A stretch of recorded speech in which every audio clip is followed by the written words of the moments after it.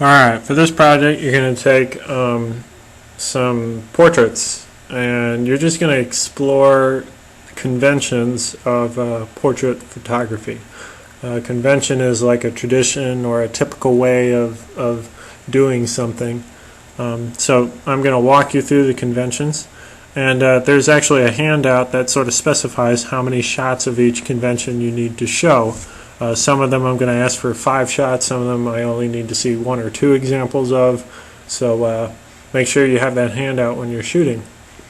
You'll use your digital cameras, and I will probably give you permission to wander the school. That'll depend on group to group and kind of what you need to shoot. So please talk to me before you leave the classroom, or discuss your plans as to what you want to do for this project. The first convention is probably the most straightforward. You need to take an action shot. For this, I recommend you find something that's moving. So go to a gym class or ask a friend to run around or jump, and then use a very fast shutter speed to sort of freeze time.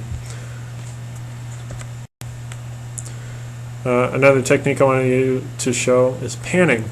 Panning is achieved by locking the exposure or the focus on a moving subject and moving with the subject as you depress the shutter button.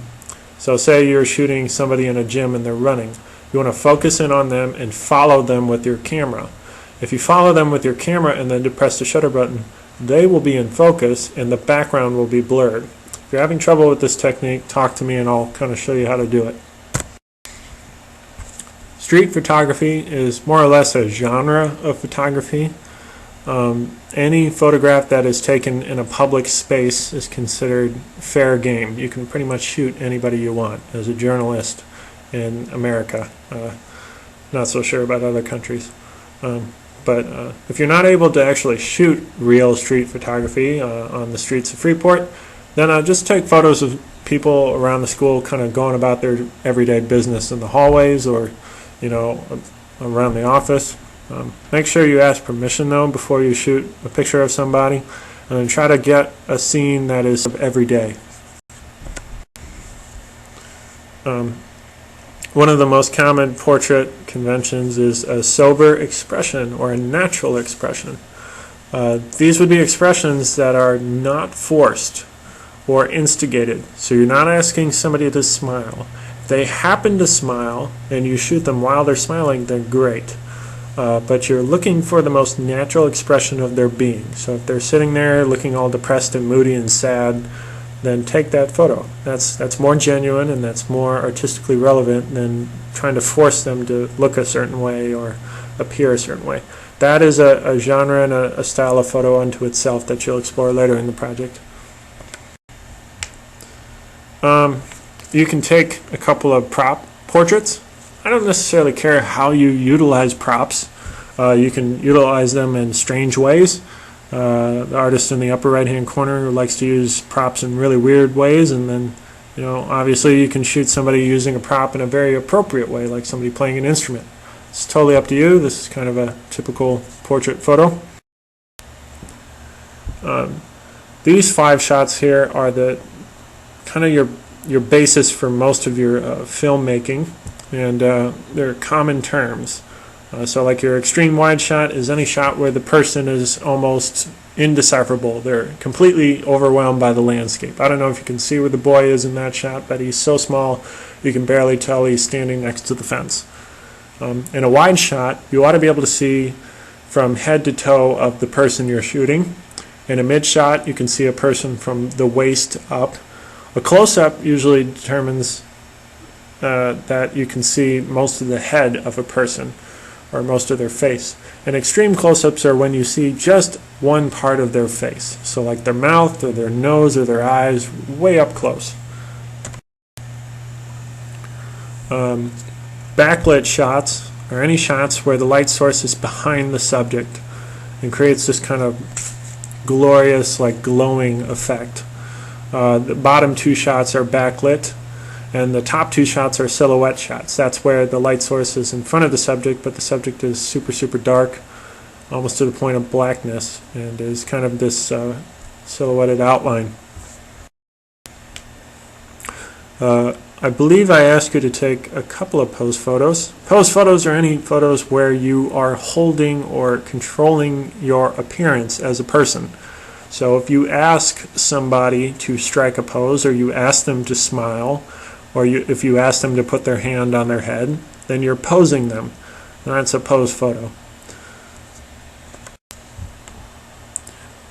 Try to take a window light or a natural light portrait. These portraits usually have the most drama in them. So really try to shut off all the lights in a room and just use the window light for these. You can get some really, really interesting photos from window light. I believe you have to take several stage light photos. And we have a couple of lamps you can use. And to control the lighting of a situation, you really got to play with it. It's not a magical instant thing. So you'll probably have to change the lighting and then change the settings on your camera and then reposition your camera, or play around with it a bit until you achieve some really good photos here. There's a bunch of different conventions for setting up lighting. I'm not going to require you to remember or take any of these specific setups, but you should try them if you're interested in that kind of photography. Try to take at least one group photo. Group photos have an obvious appeal to them, and they can be kind of hard sometimes if you can't get people together, but just try to ask at least 3 or 4 more people to kind of stay together for a group photo. And we also have the benefit of having access to a green screen this year, so I believe I asked you to take 4 or 5 shots in front of a green screen. Have fun with the green screen shots. You're going to actually use your green screen shots for later projects, or you can retake some for your later projects. Green screens have lots of practical uses, especially in today's digital world. I'm going to show you how to use them later with Photoshop, but I'm also going to show you what they're for now. Here's one of the projects you're actually going to use your green screen shots for. You'll make a Nike ad campaign, and you'll sort of take a photo of you and put it into the campaign. Photos like these are achieved using green screen. Same thing here. The athletes are shot in front of a green screen. Here's some student examples. These students didn't have quite a large green screen, but it still worked. And they're using crazy brush effects and other things in Photoshop to make them look cool. But I'll go more into detail about this later. Meanwhile, make sure you have the handout, and make sure you take all of the photos required of you in the handout. And please talk to me if you're having trouble with your camera or camera settings.